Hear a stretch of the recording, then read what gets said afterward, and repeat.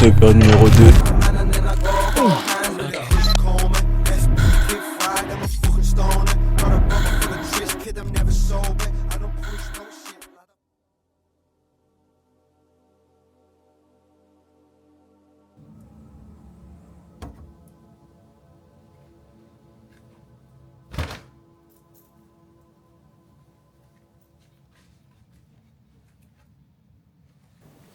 Ouais mon bro, comment tu vas?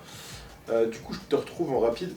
Je me permets de t'arrêter là, en plein, enfin, je reviens de la salle et tout. C'est pour te dire que du coup là ce que tu as vu actuellement, l'intro de cette vidéo, c'est la 7ème semaine de ma recomposition corporelle, 7ème semaine sur 8. Donc il reste encore une semaine à effectuer. La semaine, donc ce sera la prochaine vidéo que tu verras. Celle-ci sortira le dimanche 12 octobre. Et du coup la semaine 8 de la recomposition corporelle, tu la verras le dimanche 19 octobre. Donc si tu as eu ma vidéo de la semaine dernière, tu auras remarqué que c'était la première et deuxième semaine de la recomposition corporelle. Et là maintenant on va directement, du moins je vais te présenter ma recomposition corporelle de la semaine 3 à la semaine 6.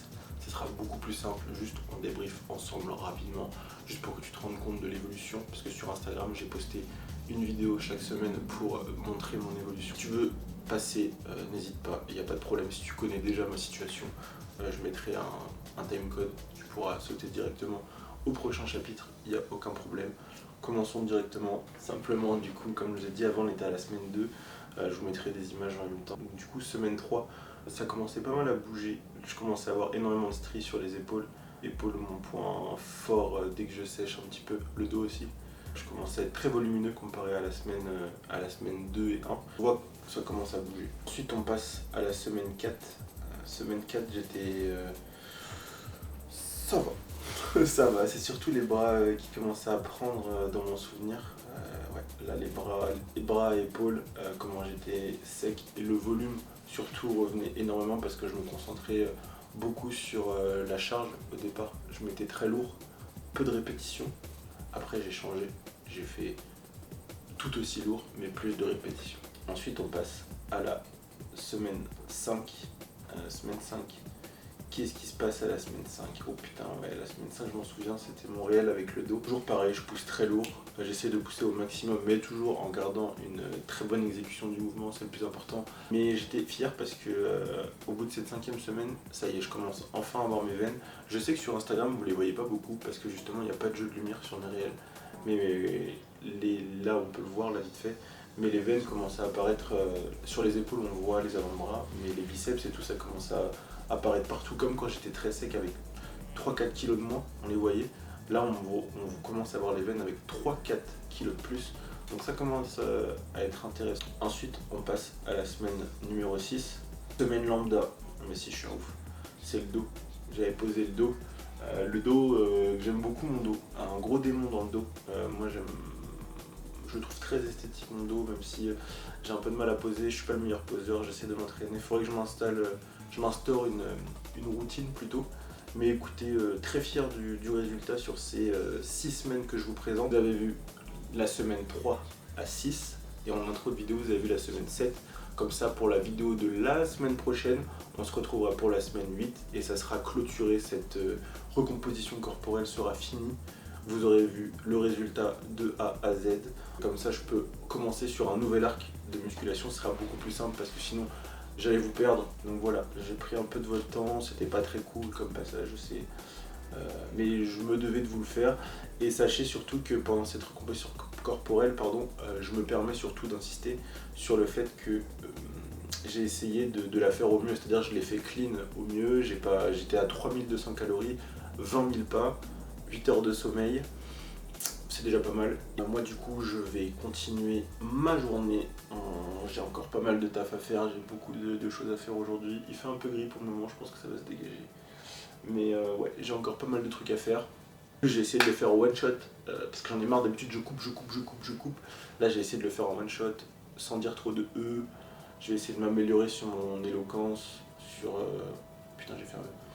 mon éloquence, sur ma façon de parler, de m'exprimer, de compréhension et mes mots utilisés. Et le plus agréable à écouter pour vous, que comme ça vous n'ayez pas l'envie quitter la vidéo et vous barrer. Bon allez, on se retrouve après. Si t'as putain faut que je rate avec le... On se retrouve après. N'hésite pas à t'abonner. Si c'est pas le cas, la vidéo n'est pas finie de toute façon. On se retrouve. Allez, tchuss.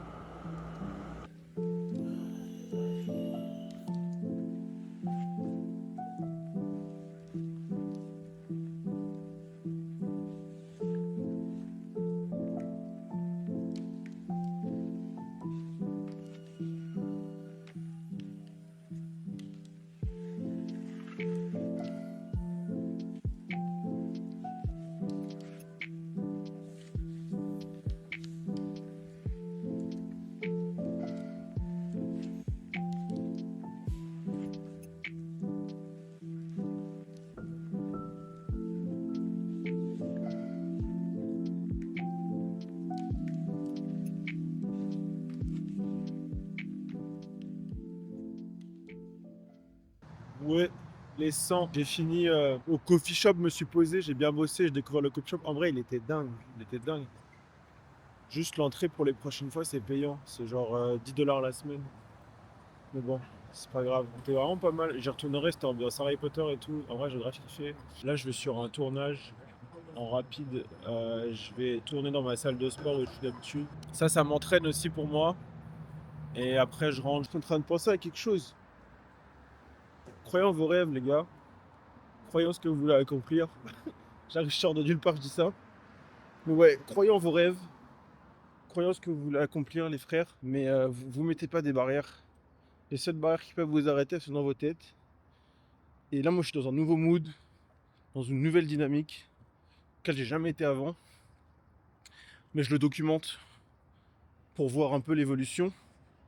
Parce que, de base, vous savez, je filme, mais j'avoue, je partage pas trop tout non plus. Il y a beaucoup de choses que je filme et que je sors pas. Faudrait que je prenne l'habitude de plus filmer pour vous, pour moi, et de le publier, parce qu'en fait, je garde tout. Je ne publie rien. Et au début, je me dis, ouais, je vais publier la semaine prochaine, dans 2 jours.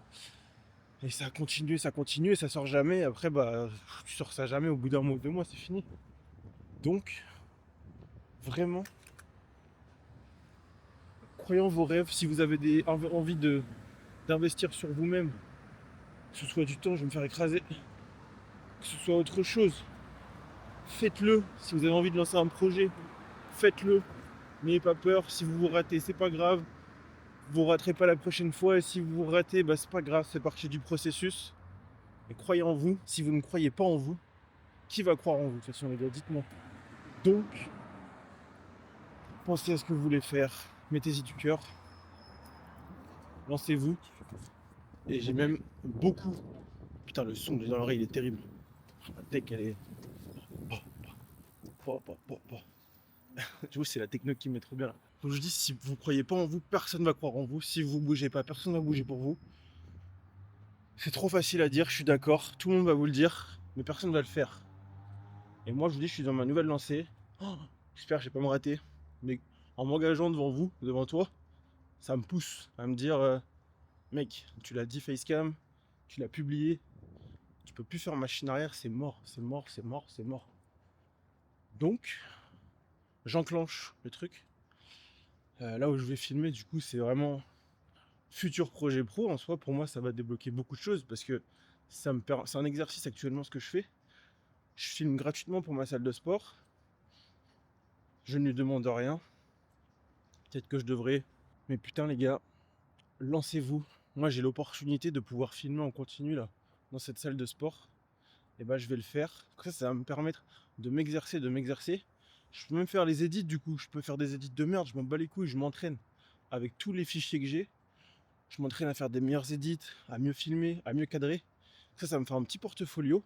Et au moins, je peux aller me présenter à des salles de sport ou à des professionnels. Tiens, mec, regarde, je suis capable de faire ci, je suis capable de faire ça. Qu'est-ce que t'en penses? Et si tu veux, on peut travailler, je peux te faire un truc dans le même genre. Enfin, vous voyez, des petites choses, mais qui font que pour le futur, ça peut être grand. Parce qu'au début, je m'étais dit, ouais, je vais pas filmer, nique sa mère. À la salle, vas-y, c'est pas le public que je veux filmer. C'est pas les physiques que je veux filmer non plus, tu vois. Mais avec du recul, faut voir plus intelligent et pas juste sa propre personne, faut être plus intelligent, tu vois. Et le choix intelligent, c'est de pouvoir filmer gratos, de faire un portfolio, s'entraîner et au moins le jour J, bam, t'es prêt. Bon, et les frères, putain, la techno, elle est incroyable. Bob, bob, bob. Trop violente. Je vous mettrai un passage.